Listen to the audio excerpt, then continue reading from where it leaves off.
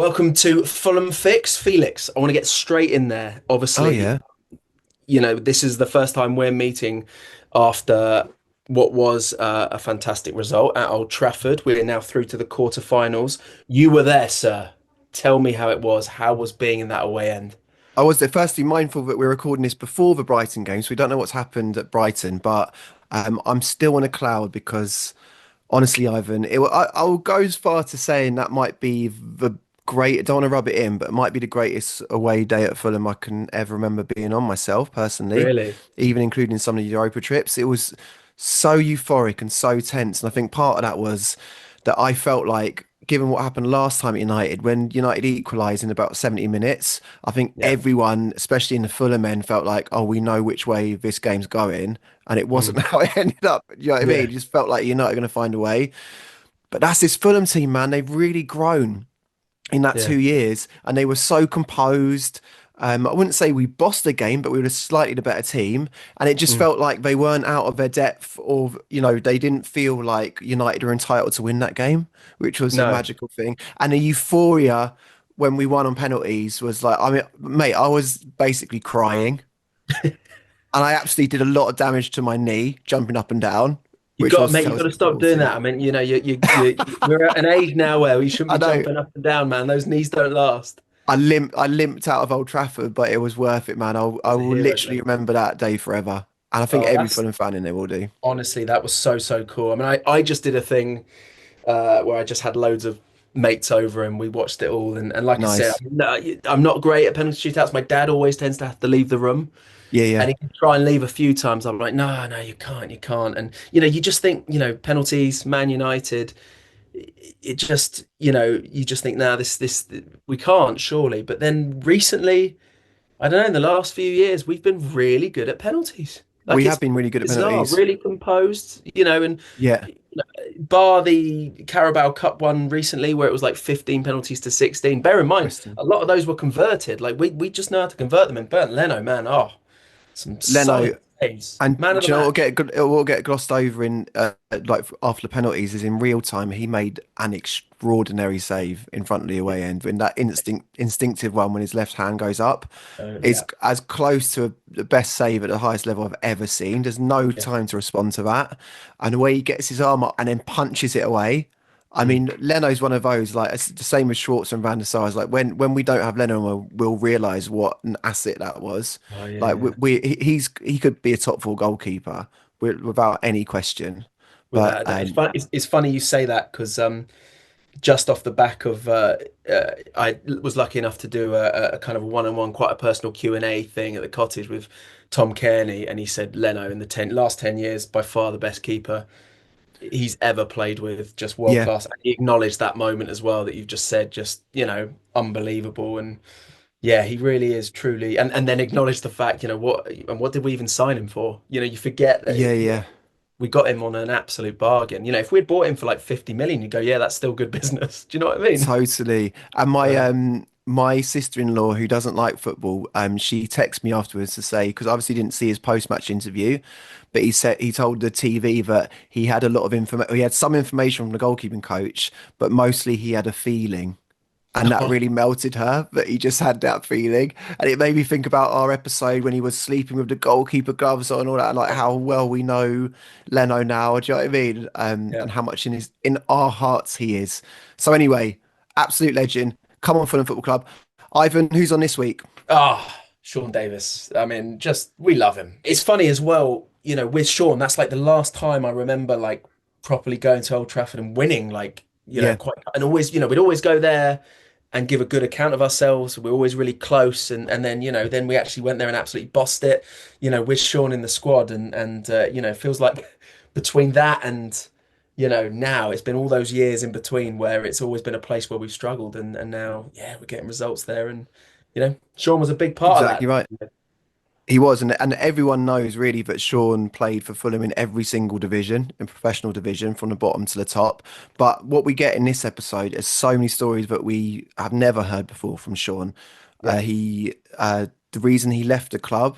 There's lots of stuff behind the scenes in his personal life, stuff like that. We really found him in a different sort of mood, actually, didn't we? He was, I mean, I don't use the word candid, but he seemed open, didn't he? And like it was just a really sort of open, honest chat for an hour about him and Fulham Football Club. Yeah, no, it absolutely was. And bear in mind, I've known him for a while. I used to do a kind of a early style show with him as well. And so, and every week he would tell very similar stories, because there's only so much he can tell. So I Yeah. was, floored when he said a few times, I've never said this before, I've never told this before. And you're like, oh my God, how are you telling us this now? This is brilliant. So, yeah, it's great. And like you said, he's on form. It's really, really lovely to see him as well. Some really beautiful stuff about him and his dad and retiring and all that kind of thing. But he also does confirm for me that a young me, when I was about 11, did see him and Ryan Palmer in McDonald's before a game because he used to clean all the boots and then go to McDonald's with Ryan Palmer. And Yeah. that man that I saw there, believe it or not, became one of the Fulham greats in the Premier League. Here's Sean Davis. All right, it's Fulham Fix, and man, I've got all kinds of emotions. I don't know if you have too. I know you know him a bit better than me. To be sat in front of Sean Davis, welcome to the show, man. Mate, I can't stop looking at your eyes. They are so blue.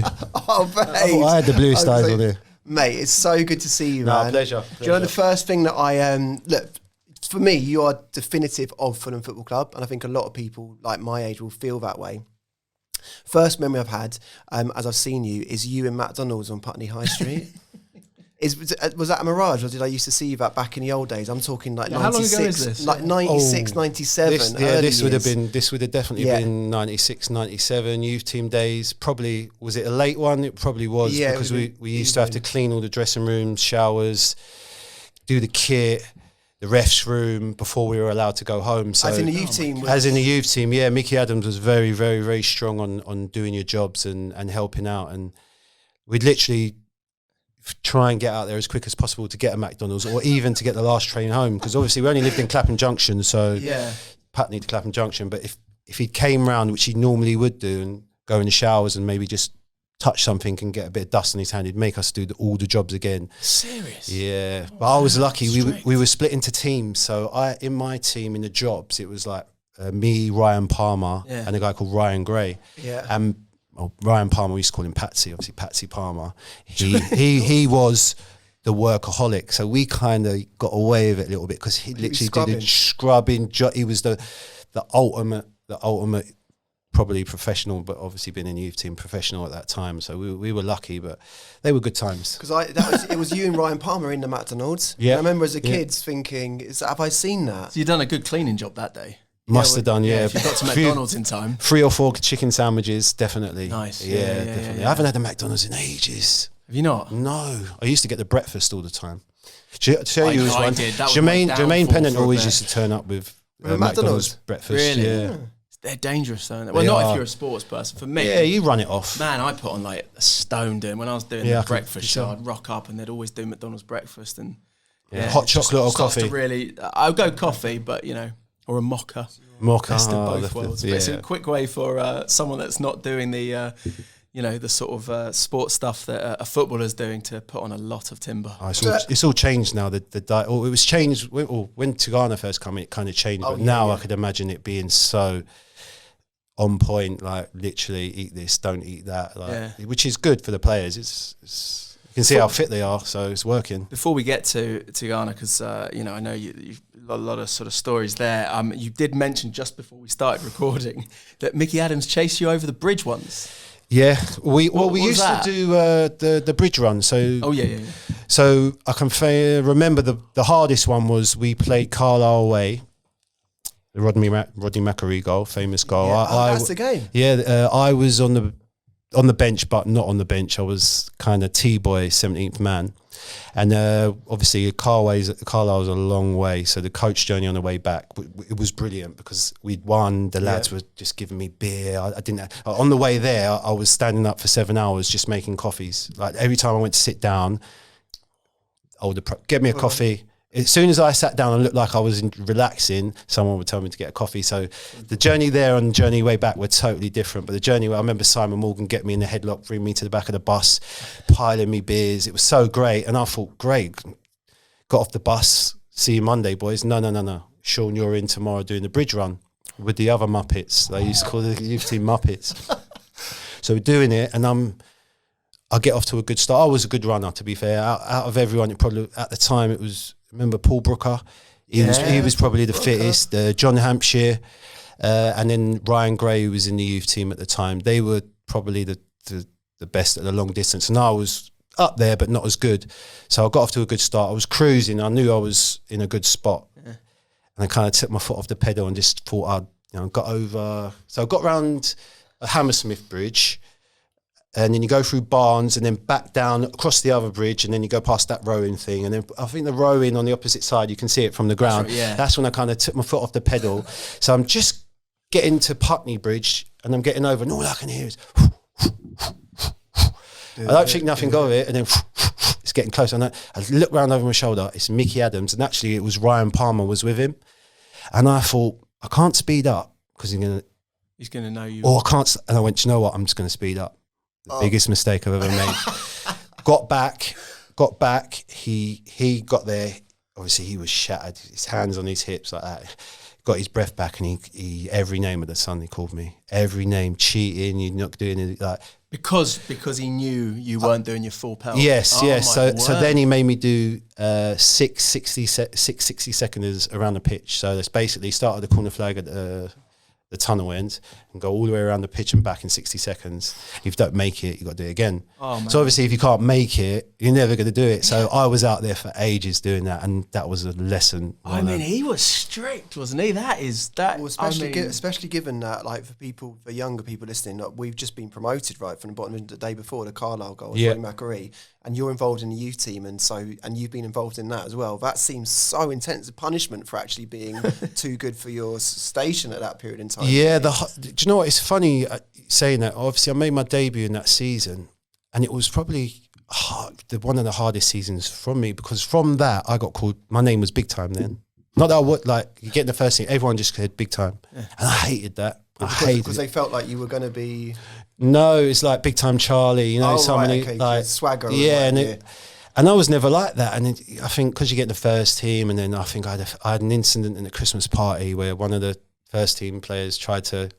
We'd done the Christmas song, and I definitely wasn't the worst, but obviously because I'm in the first team, they all picked me, and it was some ridiculous forfeit of running around naked the training ground or something like that, and I just refused to do it. Right. And then from then on, it was like, no, you're Big Time. Right.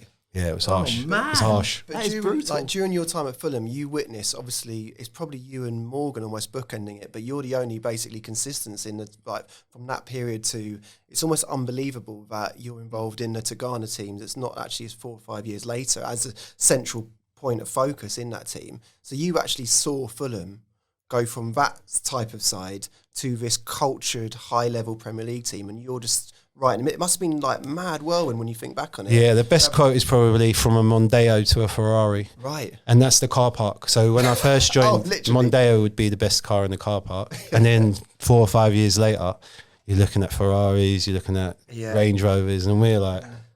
So it was just such a escalation. Do you drive? Did you drive back? Then I think no. Our first car was a Peugeot 206. Nice. But even then, I wanted to get a better car. And Paul Bracewell said, "If you come in any flashy car, you're going to be in trouble." So I had a lot of good people looking out for me. Look, people might think that, why is he telling you what car to? But it does keep me grounded because, you know, as footballers, if you're not playing well or it's going against you, people will pick out the silliest things. Like, for instance, I don't know, Paul Pogba's having a bad game. Oh, he's got blonde hair, he's got pink hair. It's nothing to do with how he's playing, but it just gives someone an angle to attack you. So it was kind of, no, keep your feet on the ground, don't buy yourself a big watch, don't buy a big car. And it helped me. And Paul Bracewell was great because he was the one who actually said, stay close to Lee Clark and just shadow him and watch what he does, watch how he trains, watch what he eats. Unfortunately, watch what he drinks as well. So sorry, Clarky. Well, you weren't. Were you a Peugeot 206 all the way to the time you left? Surely you must. No. Something. Premier League. Oh yeah, I think my nice car was the BMW X5. Okay, there we go.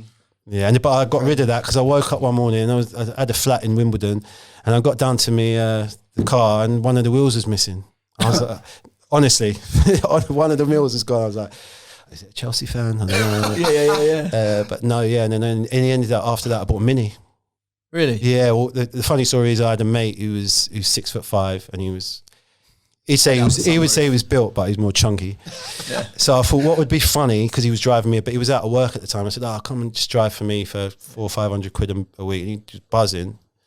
And then I got a Mini, and he was devastated. He thought I was going to get like a Mercedes or a BMW, and I ended up buying a Mini Cooper, and he struggled getting in and out of it every day.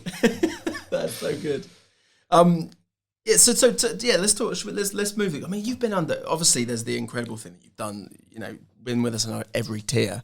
So I think it'd be really nice to sort of go through your experience with the managers, because you are in a really unique position that you have experienced a lot of managers and a lot of arguably Fulham's greatest managers. You know, we look back on these people as real icons of Fulham. You know, so with Mickey Adams, it sounds like he's the strict one, right? Mickey Adams was brilliant for me. Didn't agree with a lot of the things he used to do. I think once me and Ryan Gray, we got out early to train, and we were just pinging balls about before. Obviously, we left Patsy to do all the jobs, and we were out kicking the ball, and he went mad. And then that day, me and Ryan had to run around the training grounds, the outskirts of the training grounds, the whole session. Wow. It was weird. How long was the session? It was about an hour and 15 minutes, and we literally. It wasn't a quick pace, but we literally had to run around, like as punishment, to run around the whole thing. And I had to go to the toilet, so I've ducked in. I said, "You got to hide in the bush. You can't run around out." So I've gone in the toilet. He's hiding in the bush, and then I come out, and then we carry on. It was just fun and games, but yeah, it was good memories, great memories. Mickey Adams was fantastic. Even assistant Alan Cork was good as well. Yeah. Always kind of got on with the assistants more for some reason. Like Frank Sibley, who was at the club. Loved him to bits. Like, he was really, really good to me. Seemed to get on better with assistants than managers. Do you think those guys saw in what was going to happen to you in the next few years? Because obviously they were like accelerating your process into that first team. But we're talking then as Fulham being bottom division side. Did anyone say at that time that articulates to you like, we think you're a top flight midfielder? No. Did you have that vision for yourself? Like, was that? No, it was basically just play football and just, this is a job.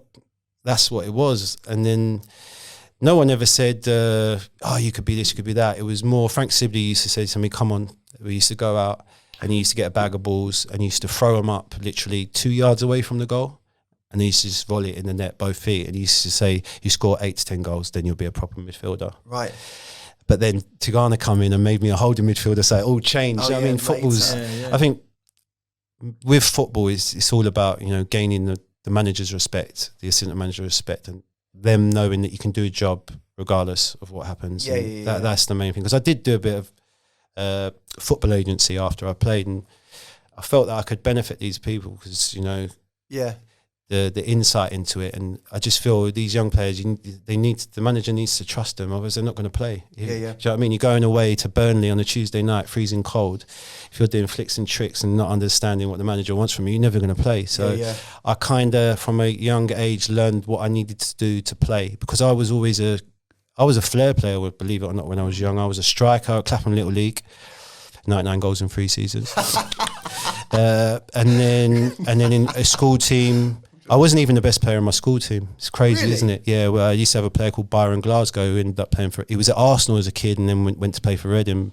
Even another guy, Bobby Jones, he was at Charlton. Chenna, he was at Charlton. There was so many... Even my Sunday team was weird. We had Gary Alexander, who played for Millwall. Julian Gray, who went on to play for Arsenal, Birmingham.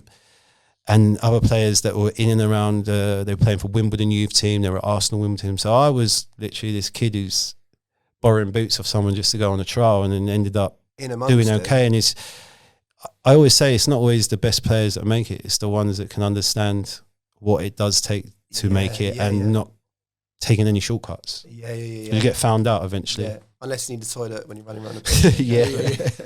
I spent extra longer in there as well. It was the disabled one. We used to hide in the disabled toilet at the training ground. Not this training ground, the one opposite. Yeah. Because it was a big door. We used to take tea and coffee and biscuits in there because no one would ever think you were sitting in there. You're running around the pitch. They said, listen, you didn't want to... Cleaning boots, we understood. We didn't mind cleaning boots. But when you had to get a toothbrush and clean the showers and it was a nightmare. It's like army. It's like army. Listen... We got away with what we could. Like footballers, give them an inch, they take a mile. Yeah, totally. Yeah. So you're in amongst all these players growing up, where it doesn't feel like you're necessarily like the gifted kid or whatever. So you're like learning to scrap and battle and stuff like that. Because the interesting thing is, before you came in, we were talking about what type of midfielder you are. And in the office, everyone had slightly different memories of what sort of play. Because in my head, you were like box to box, getting goals. And then people that watched from a bit later, like you said, you sat in a bit deeper. It's almost like you had a huge evolution. Yeah, it was. It was. Yeah, chunk of time. I was a right back for my Sunday team, Ziggy Juniors. I played up front when I was young. You always play up front, didn't you? Everyone wants to play up front when they're younger. But playing right back for my Sunday team probably helped me massively, because we used to beat teams like, I'm not lying, 18-0, 19-0. Yeah. Sometimes you wouldn't have to do anything, and then try and go on a mazy run and score a goal. That was probably the highlight. But you see everything better, don't you, from the back? That's why most leaders are probably at the back or centre midfield, because you can see everything. So I kind of learned that way. And it helped me, it got me grounded, because I knew I wasn't the best. I knew that I had to work on my game. And luckily for me, I had some managers and youth team managers. Big up John Marshall, he was the youth team manager at Fulham, biggest cast in football. But it was just a great learning. Like, if I could go back and do it again, I would. I'd do so many things differently. Would you? Would you have cleaned? Would you? No, I think I would have just been a little bit more. Not dedicated, just a little, just because I worked hard, but I think off the pitch maybe I was a bit, I didn't spend my time wisely. I've always been one of the lads, if someone's going out, I'll come. I'm always that guy, so maybe I would definitely wouldn't drink anymore, even though I've had some of my funny stories and that, having a drink with the Fulham lads. But yeah, I haven't had a drink in 2 or 3 years, really. Yeah, or I have 1 or 2 if I'm or at Christmas or golf. But yeah. No, just kind of. You look incredible. Oh, cheers, mate. You do. Is that a compliment with the blue eyes? That's why. It's that compliment. No, you do. You look amazing. Though. It's striking that you're looking after yourself. Yeah, no, I'm feeling better. I had a tough year last year with health, which was hard. My shoulder was sore, my knee was sore, so it was hard to get in the gym. And when you take all that away from me, you take, especially golf, and can't go to the gym, and I couldn't work, and it literally made me so down. Yeah. And I've never really been a depressive person. It just got me so down. I've never been like that, and so that's the reason for starting the Cosmic Golf brand. But yeah, it was tough. It was really, tough. Yeah, tough. What about immediately after football? Did he have a similar thing? Because Jimmy Bullard was saying to us like how much he struggled. I don't know if you saw that. He was saying it's the first thing he said when he walked back to the cottage, that he couldn't come actually for a while because it was just too painful actually to like witness football. Yeah, did you have a similar experience to that in any way? Yeah, probably, if I'm honest. But you know what we're like as men, we kind of just push it to the bottom and get on with it, which is not all right sometimes. Sometimes it's good to just get on with things, but I think you need to kind of, when you ain't in the best of places, you need someone to talk to, obviously. So, but it was tough. Like when I finished playing football, it was very, very hard because so many things. It was like a domino effect. So I had to retire because of my knee. So I spent the last 3 years at Bolton in the gym, trying to get fit, and then not getting half mugged off by the management there, but it's little things like the team would go away for pre-season, they'd take young kids, wouldn't take me. It was just hard, getting back, getting fit. And then when I retired, I planned to, play golf with my old man and do this and do that. And then my old man passed. And then I didn't play golf because it reminded me of my old man so much. And then I got in the HMRC thing, which I can't really say too much about because we're kind of doing stuff behind the scenes with that. But yeah, it has been tough. It's not easy. And I hate likening it to people in the army, but because it's totally different. But as a footballer, it's so regiment. Like you get told where to be, what to do, what to eat, all your life. Yeah. And then coming out of that, I never prepared because the last 2 years people saying, do some radio, do this. But I was so focused on getting fit and playing again because I knew I could play. I knew I had the ability. It was just, I was a player that trained the way he played, whereas I needed to train hard to get out there on the Saturday. My knee wouldn't let me. Yeah. And Ledley had the kind of same injury to me at Spurs. Right. And he didn't train once, and he could come out and be the best player on the pitch. And that was something I couldn't get my head around. It was just amazing. Was there any support like when you do come out of football? I know it seems a bit better now. Maybe I think certainly. I mean, certainly from a mental health standpoint, but like coming out of football, Was there much support for you, like from? No, it was hard because my main support was my old man, so it was tough. Yeah. It was tough, and I haven't really. Most of my family is just women, so I've got 2 sisters, niece. Obviously, got some nephew. My nephew's here with me today. Good-looking chap, he is. But yeah, it's all. We'll flash up. I've got no. Yeah, I've got with his stats. Yeah. Single. Yeah, no, he's not single. He's not single. Yeah, Well, we won't bother flashing those up. No, so yeah, it was tough. It was tough, man. Tough. And I didn't have anyone to bounce off to. Do you know what I mean? And it was hard because my old man never really spoke much. He was a proper man's man. He just got on with it. He was a painter and decorator and a butcher all his life. He retired. And the plan was to play golf with him. And then obviously when he passed, I couldn't play golf. And I think the worst thing was I switched golf to fishing, even though I love my fishing, but I used to go 2 days, 3 days night fishing by myself. Looking back now, it's probably not the best of ideas. Maybe I should have just, started just playing golf a lot sooner. Right, yeah. Is that what the brand is like doing? Yeah, Cosmic Golf. You're playing golf now? Yeah, I play golf. My dad played golf. People always said to me, do you know, it's because my dad, there was clubs around the house, he used to pick them up, he used to go on Clapham Common with one ball, hit it about, can't even remember what it was, 7-iron, 3-iron, whatever it was. And then my dad said, I bought my mum and dad's house in Epsom near Horton Park.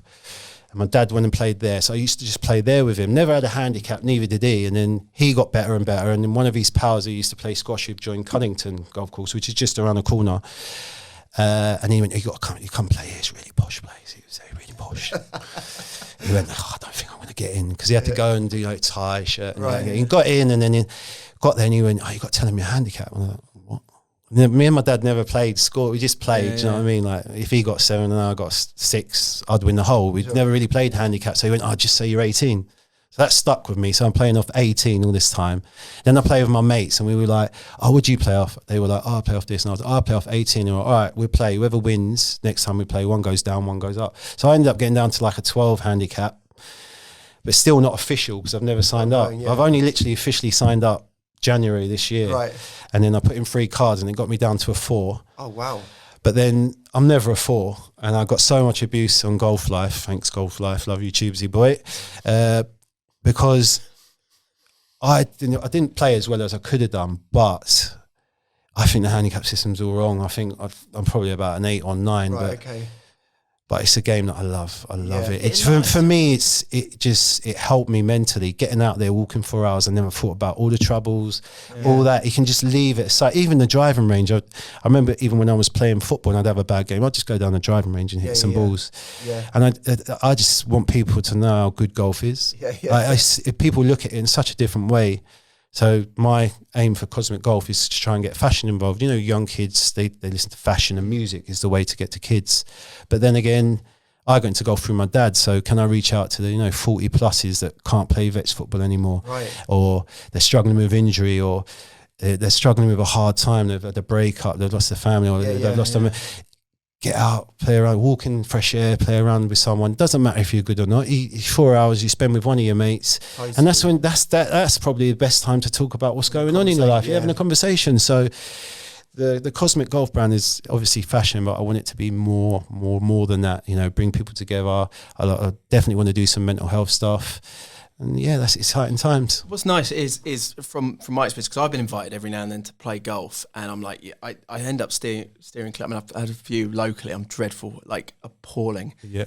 But there is a kind of a stigma. Yeah. He's like, definitely is. Yeah, snobby dreadful. Stigma. And it is still about in some clubs. But it is, and there's this kind of like the idea. There's certain clubs where you can't come in unless you're dressed in this specific look. For sure. Yeah. So there is definitely, without a doubt, because it's put off. So many people I know, it's put them off. So having something like that bridge the gap. Yeah, so something that you can wear on and off the course. Like people say, it's a hoodie. You can wear. I wore this the other day to play golf, and it's nice and warm. But you can wear this out as well, or I can wear this down to the driving range. Like every time someone looks at it, they go, "Oh wow, that looks cosmic." I'm like, that's bang on. Yeah. So the name Cosmic. The name was something different. And then who said Cosmic then? Who went, that looks Cosmic?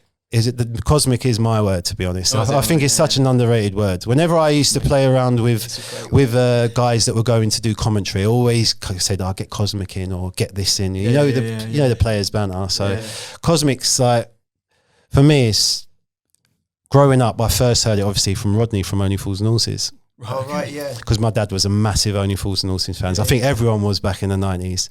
And then it was something else, and I thought it looked similar to everything in the golf shop. Yeah. I've never done anything the same as anyone else before in my life. So I thought, why change now? And then the name Cosmic came to me, and I was like, yeah, let's go for it. And I mentioned it to the team, and the excitement and the vibe from that to the other name was... You could tell straight away, and then it's just grown from there. So I think it's a great time for golf. Obviously, it's talking about football, but golf in regards to, there's a live tour now. They're doing indoor stuff. And, sometimes golf isn't for everyone to get out there, but they've got so many TrackMan, so many indoor stuff, the TGL, live tour. I think it can only go one way, so it's exciting times. Was your dad into football as well? Dad loved football. Dad was, to be fair, Dad was a massive Chelsea fan back in the day. Fan. Famously, you were a Chelsea fan. Yeah, that right? past ages. I know that stuck with me. But yeah, family was Chelsea. But my dad used to go Chelsea one week, Fulham the next. Really? When you could do it. Obviously, you couldn't do it now. You wouldn't be able to pay the rent. But yeah, he was his favourite player. He's telling me about all his favourite Jimmy Greaves, Peter Cook, and Bobby Moore, George Best, and all that. But he'd come to the cottage as well. He'd be at the cottage. It must be mad for him to see you. Yeah, it was my dad and his mate Terry, if you're listening, hello mate. They used to go everywhere, like Newcastle way. And then when I stopped playing, my dad never watched football again. Really? I don't think. And I used to say to him, "You watch it?" He went, "Nah, dive about too much. They fall over too much. It's not, proper old school." And then every time I come in, he'd be watching the golf, and I'd watch it together. For me, it was just, it was football and then golf. But for me, football was what gave me the opportunity. You know what I mean? Football allowed me to get my mum and dad a house, stuff like that, provide for the family, and a great living and do something that you love. It's fantastic. But I think the worst thing for me doing was joining an agency and seeing it from that side, because... What, football? Oh, yeah. Because you did that. That was quite, I think, when we were doing stuff together. Yeah, I was doing it. Yeah, I was looking around. I was watching young players. Really enjoyed it, and I really enjoyed kind of talking to the young players and giving them a little bit of advice. But it got to the point where it was like these parents was just trying to live through their son's dream, and it was all about money. And I was like, I played. I don't know how many games you've got on the stats in League One. You remember we had that bad green kit? Yeah. That season, I was on £150 a week. Were you? Yeah. Then in the light green. Yeah, 150 or £175 a week. Whoa! Never been more happier. Really? God's honest truth. That was it. That was League One, was it? Yeah, I remember my first pro contract was £150 a week first year, £175 second year, and £200 the third year. Wow. So even in those teams that are getting promoted and playing like liquid... Yeah, I remember this is what, 96, 97? Oh, now it's crazy. I used to go to watch the Chelsea Academy, and the U team players would be driving off in Mercedes and Range Rovers, and I'd be like, listen, good luck to you, but I just think it sets them up on the wrong path. You get too much too soon. Yeah. You can lose your hunger. Obviously, the best players will always never take shortcuts and they'll be in early and leave late. But for some, like for me, I can half admit, I think when I got my mum and dad a house, I kind of took my foot off the pedal a little bit. Because that's what you wanted to achieve. That's what I was wanting to achieve. And when was that? At what point in your kind of journey? I think after I left Fulham, which was a tough time for me. It was, I left Fulham and then I got injured, went to Spurs. They do say the grass isn't greener, but you have to learn it for yourself, don't you? Well, this is it. Because you haven't had, certainly from our point of view, we don't know much about that time you left, but you put in a request, is that correct? Well, I'm going to tell the truth on this one. I've never said this, I don't think. I was going to join Everton. Everton come in for me. I think it was a £5 million bid. And then Cookie rang me up. He was the manager at the time. And he was like, listen, I can't let you go. The fans will kill me and lynch me. He says the only way to do it is put in a transfer request. Silly me goes, all right, I'll do that. Which I shouldn't have done really. And I got where Cookie was coming from because, I was a main part of the team. But for me, it was like, did you want to go Everton at that point? It was, because I wanted to try and test the next step. And at the time, I was having a little bit in trouble in London, if I'm honest. And I had a conversation with Cookie about that. I said, yeah, it's getting a bit too much, You know, it's like when you got a bit of money and it was getting a bit. As in the people around you. Yeah, and going out and stuff. It was. London wasn't a good place for me. So it was affecting your game, would you say? No, I didn't think it wouldn't affect my game. But I was just aware of it, Okay. So I was gonna, and then I went to Everton. I filed a medical with bruising on the knee. Came back, and then that's when Spurs came in. Yeah, oh man. That's a tricky one. And then it was almost in motion by then. Yeah. And then, Stephen had left.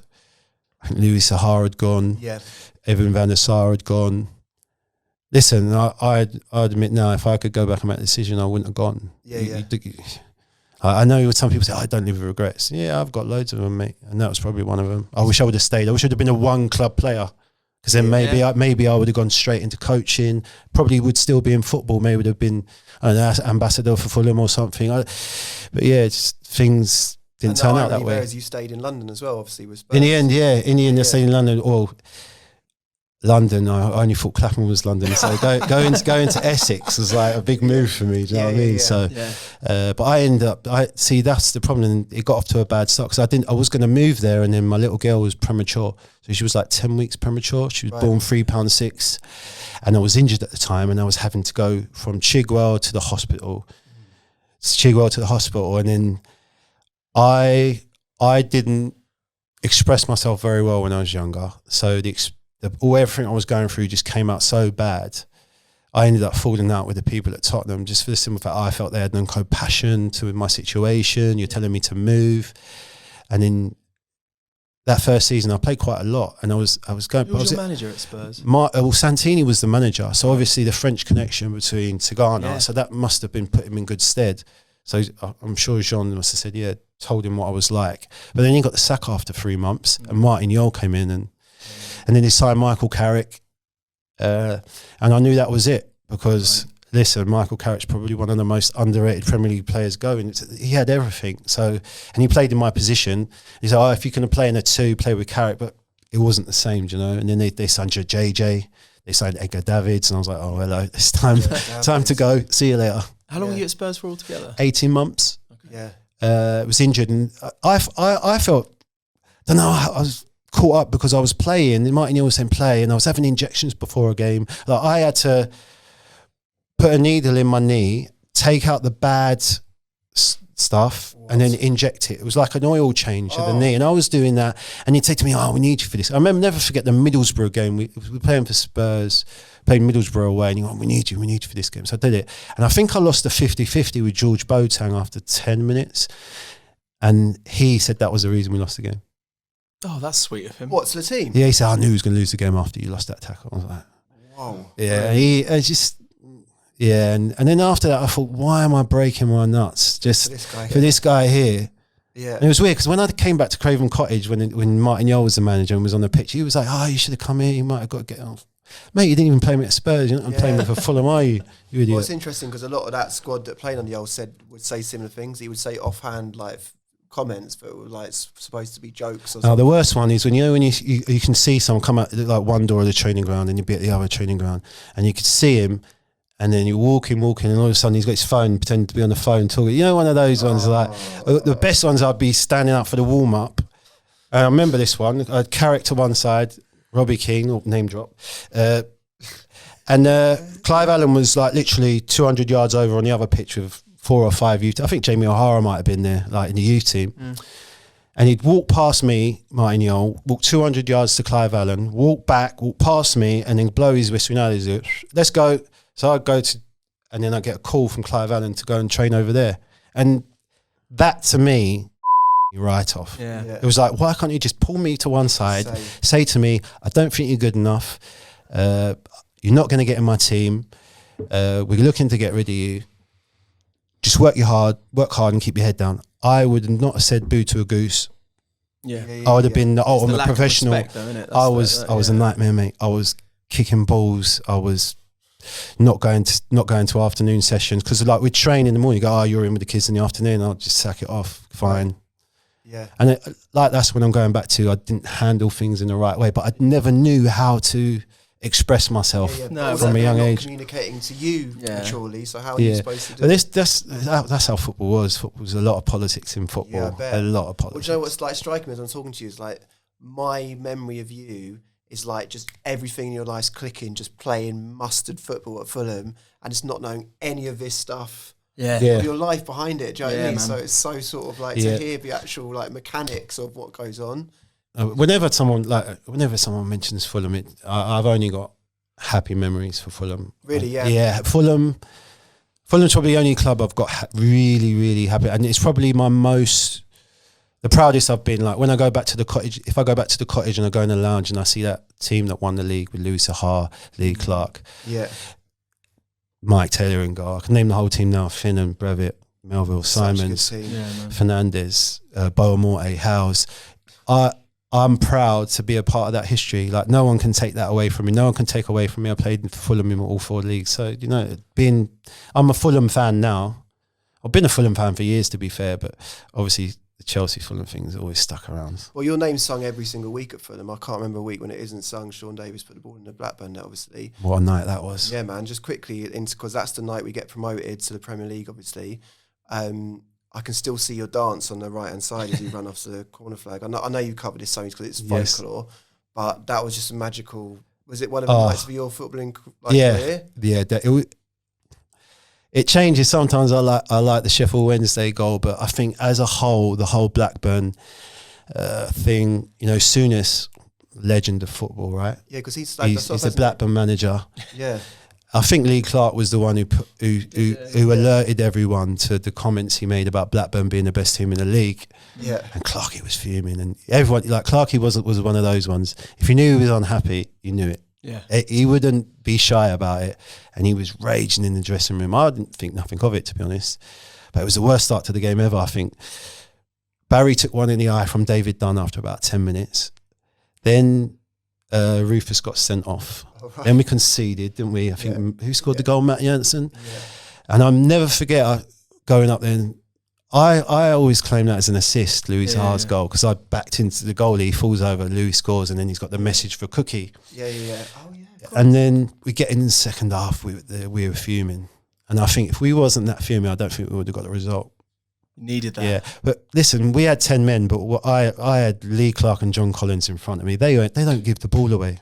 No, they don't give the ball away. Louis Sahar is always going to be a threat.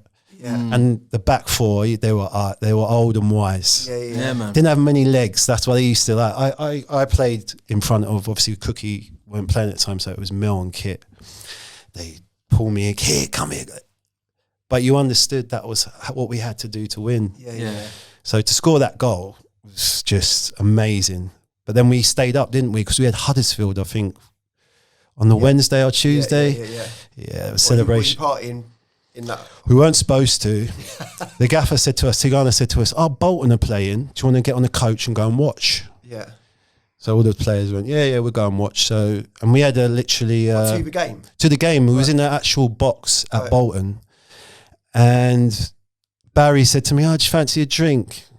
He knew that was the click of, okay. So we actually left the stadium, went across the road to the, there's like a big, I don't know if you've been to Bolton, there's like Reebok, there was a pub or like a TGI's. Yeah. So we went and sat in TGI's, and then there's like a few brandy and cokes and that, as you do. And then we're watching the game in there, and as we're watching the game, the camera's panned to the box all the Fulham players are in. So it scanned the whole box, and then that was it. We didn't think nothing of it. So we get back on the coach, drive back to the hotel. Tigana's waiting at the front door. And me and Barry, the lads are like, you lot better not speak to him because you stink of brandy and coke. And Sean, you do smell a little bit like Benson and Hedges. And I was like, I was prone to a cheeky he was famously anti-catch-up, so he's not going to be wanting you to have But the cigarette probably wasn't a problem because all the French players smoke. I used to see Sylvain Legwinski sitting in the corner of Wimbledon Village with an espresso and those horrible red Marlboro Lights every afternoon. Leggy. Oh, wow. But so we get back. We're both avoiding him to try and not speak to him. And he's like, with his toothpick. I see all the players. Where was you two? I was at the back of the room. He knew. But I thought he kind of let us off. But literally, we had Huddersfield a day later, and I knew I was on the bench. And then when I got in there, my name was on the starting line at Arsenal. Oh no! So at this point, how much sleep had you had? Would you say? Yeah, not that much. Yeah. And the problem is, me and Barry both shared a room, and we both snore. So whoever got to sleep first had a great night's sleep. A great night's sleep. Yeah. A race to sleep. But I remember that. Yeah, we ended up winning that game. I think Boa scored a great goal, and yeah, all good. Something that's become basically folklore amongst Fulham fans here, but the Wimbledon Village, obviously. Yes. And we've had now, obviously, a number of your friends on, fellow players who've alluded to some of the nights out in Wimbledon Village and revealed a few things. What are your memories of the nights out in Wimbledon Village? Well, when we used to go to Wimbledon Village, there was one coffee shop. I think if you go there now, there's 10. There used to be about 4 pubs. There used to be the Brewery Tap, the little one with the jukebox. Andy Melville used to love that one. Yeah. And then you used to have the common rooms, and then the Crown at the bottom, and then I think it was Volleys at the time. I think it's called Hemingway's now. We used to start. We always used to call it Tuesday because we used to have Wednesday off. So, but I think this time we started on a Wednesday. The normal lads: Lee Clark, sorry mate, Andy Melville, Kit Simons, Chris Coleman, Barry Howes, Rufus Brevitt. I'm talking. That's a great night. Most of the team would go out, and so we were in there as we do. For some reason, Lee Clark and Andy Melville loved the jukebox. They used to put on all the old songs. It's funny because I always, when I'm growing up, sort of story, I always used to hang around with older guys. So I was always used to being the youngest one. So it never bothered me. And we'd be there drinking and having a laugh. And then we moved from the Brewery Tap to Hemingway's. Yeah. So you can imagine, we've been on it all day. It's 11 o'clock at night. The part of the story that I used to avoid, I tell now. So I was outside having and then Lee Clark comes out. I'm not going to lie. If I said, "You right, mate?" He sounded like he had marbles in his mouth. He's like that. He nearly gets run over. I'm not going to lie. And then all of a sudden he flags down the black cab, jumps in the black cab. He's off. Yeah. So I would say, no, it weren't your phones though, because there wasn't iPhones back in those days. So I literally finishing off through luckily. And then all of a sudden a car pulls up and goes, taxi, taxi. And it sounded like it was a Cockney. I was like, taxi, taxi. Literally, I've gone right up to the taxi. It's around the window. You know when you put your elbows, I put my elbows in, thinking, I'm just going to have a chat with the taxi man. I was in a good mood. I was 10 pints again, it's down, happy as Larry. Yeah. Elbows are in. It's Cristiano Damiano, isn't it? I was like, you're right. He went, oh. Are you okay? I went, yeah, no, family party. I was in a family party back in there. I said family party. If I would have, what I should have done was gone, get out the car, come on, get in here. And then he would have seen all the other players.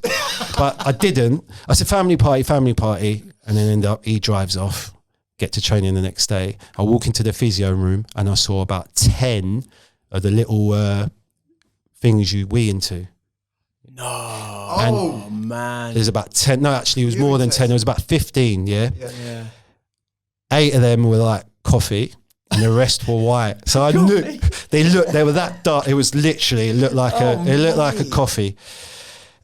And then I get called straight up to the office without even speaking to any of the lads. So they were all for you, or they for different? No, so obviously we got in the morning. So every player that turned up in the morning would have to take a urine test because he wanted to find out if anyone else was there.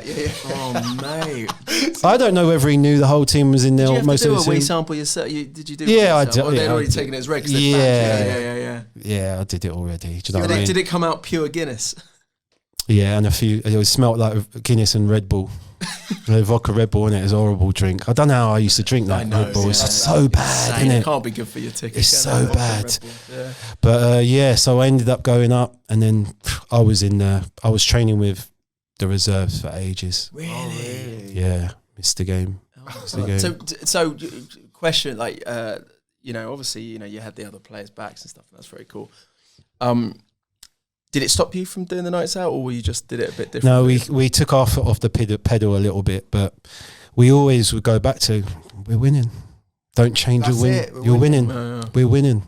If we would have lost, don't get me wrong. If we wouldn't be out. Yeah. Like as footballers, like I was saying before, if you're winning and you can go out and someone sees you out, they won't say nothing. Yeah. If you'll go out and you're losing, they'll be like, oh, that's why you're losing. Do you think there's something in that? Not advocating drinking, obviously, but that team spirit and everyone. Like, team spirit can take you so far. Ask Leicester. I think they won. Obviously, they had some unbelievable players in Kante, Mahrez, the whole squad. But to win the Premier League takes it's a willingness to do the hard yards to help your mate out. Like I was always, whenever I played or trained, it was always to impress Clarkey, to be honest. Yeah. Because when he first come to the club, like I say, just watch him. And I'll tell you now, he's probably one of the... If he had an inch of pace, because we were both slow, I don't know who was quicker, but if he had a bit more pace, people would talk about him a lot more, because his first touch, I used to wrap it into him, not a problem. Bang, yeah. He was like so underrated. He's probably, he's definitely... When someone says, oh, who would you love to play Fulham with? It was Clarkey. If you're talking about players I didn't play with, it would be Dembele. Answer my question. Yeah, it would be him. Because just the game changes. Obviously, two different players. Dembele was special, and Clarkey could do everything as well, everything. And we worked so well together. And obviously, John tried to kind of muscle in, because John got the graveyard shift, didn't he, on the left side of the diamond, which he hated. But he's been a legend as well, hasn't he?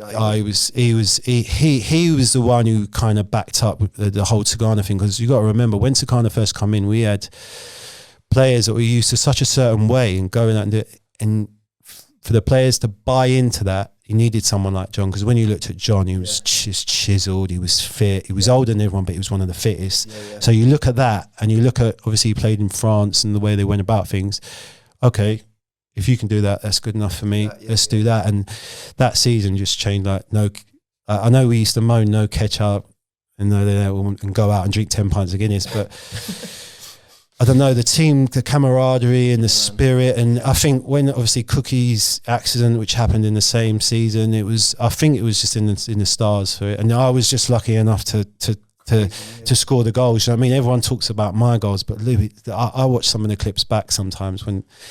And some of the goals Barry Howes and Louis scored, it was like unbelievable goals. Do you know what I mean? Like, and the moves though are crazy, aren't they? Yeah, and even I remember, like, just we would have lost games. Like I think we were 1-0 down the way at Crewe, and then I think Louis was on the bench that day. Comes on with 2-1 up after 20 minutes, and the game changes, mate. Like we were the engine, but you need game changers, and Louis Saha was the icing on the cake. Like I said, like your name's sung almost every week I've ever been at Fulham since that Blackburn goal, and you've thought of like with so much love. But interestingly, here at Motspur, the photo of you as you immediately walk on, it's almost like your ghost in a photo, but it's of Danny Murphy's header that keeps us up in the Great Escape, and you're in the Portsmouth kit, obviously, like watching the ball go in. So it's such a mad that was a weird day for me, because I knew I was on the bench, and I knew that I was never going to start in the cup final. So that was going through my head. Right. That was hard to deal with.